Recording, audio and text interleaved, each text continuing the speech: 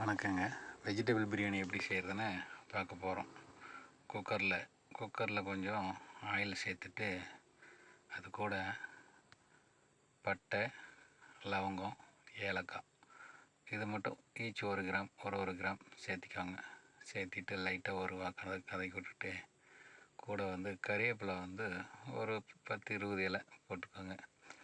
போட்டுட்டு பச்சை மிளகா ஒரு 4 மிளகாய், கூட அரிஞ்சு வச்ச வெங்காயம் ஒரு 3 வெங்காயம் அளவுக்கு போட்டு நல்லா வதக்கி விட்டுட்டு கொஞ்சம் வரமிளகாத்தூள் ஒரு அரை டீஸ்பூன் போட்டுவிட்டு நல்லா வதக்கி விட்ருங்க. நல்லா வதக்கி விட்டதுக்கப்புறம் கொஞ்சம் தக்காளி ரொம்ப சேர்த்த வேண்டாம், ஒரு 2 தக்காளி அந்த அளவுக்கு சேர்த்திக்கோங்க. 2 தக்காளி போட்டு நல்லா வதங்கினதுக்கப்புறம் கூட புதினா இலை சேர்த்து விட்டு நல்லா வதக்கி விடுங்க.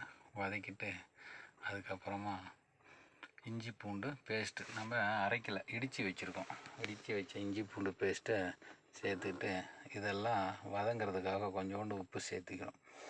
உப்பு சேர்த்துட்டு வதக்கிட்டு கூட வெஜிடபிள் நம்ம என்ன காய்கறி போடணும்னு நினைக்கிறோமோ பிரியாணிக்கு தகுந்த காய்கறி, இதுக்குன்னு வெண்டைக்காய் கத்திரிக்காயெல்லாம் போடக்கூடாது. அதுக்கு உண்டான காயெல்லாம் போட்டு நல்லா வதக்கி விட்டுட்டு தயிர் ஒரு 4 டேபிள் ஸ்பூன் தயிர் சேர்த்துட்டு நல்லா வதக்கி விடுங்க. நல்லா வதக்கி விட்டுட்டு கூட ஒரு அரை எலுமிச்சம்பழம் சாற்றை சேர்த்தி நல்லா வதக்கி விட்டுட்டு வதங்கினதுக்கப்புறம் நீங்கள் என்ன அரிசி வைக்கிறீங்களோ அதில் 2 மடங்கு தண்ணியை ஊற்றி வச்சுருங்க. ஊற்றி வச்சுட்டு தேவையான அளவு இப்போ நீங்கள் உப்பு, காரம் எல்லாமே சேர்த்திக்கலாம். அந்த தண்ணியில் சேர்த்திக்கலாம். ஃபஸ்ட்டில் எதுக்கு எண்ணெயில் சேர்த்ததுன்னா அது கலர் வர்றதுக்கோசரம். கொதித்ததுக்கப்புறம் அரிசி என்னவோ அதை போட்டுடுங்க.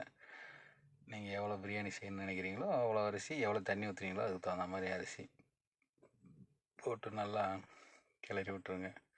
கிளறி விட்டுட்டு குக்கர் மூடி போட்டு கரெக்டாக 1 விசில், அதிகம் விடாதீங்க, ஒரே விசில் விட்டோடனே அந்த 1 விசில் வந்தோடனே நீங்கள் அடுப்பை ஆஃப் பண்ணிட்டு அப்படியே விட்ருங்க.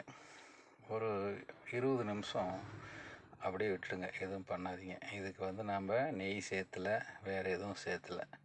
20 நிமிஷம் கழித்து நீங்கள் ஓப்பன் பண்ணிவிட்டு தயிர் பச்சடியோடு வச்சு சாப்பிட்டு பாருங்கள். சாப்பிட்டு பார்த்துட்டு கமெண்ட்ஸில் சொல்லுங்கள்.